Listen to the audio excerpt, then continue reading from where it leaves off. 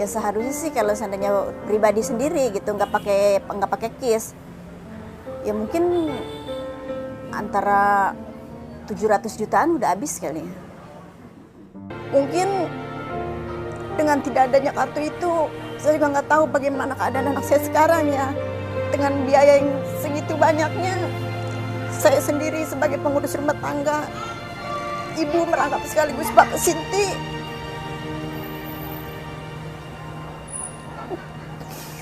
Mungkin saya nggak tahu nasib anak saya sekarang, tahu masih hidup, tahu enggak gitu.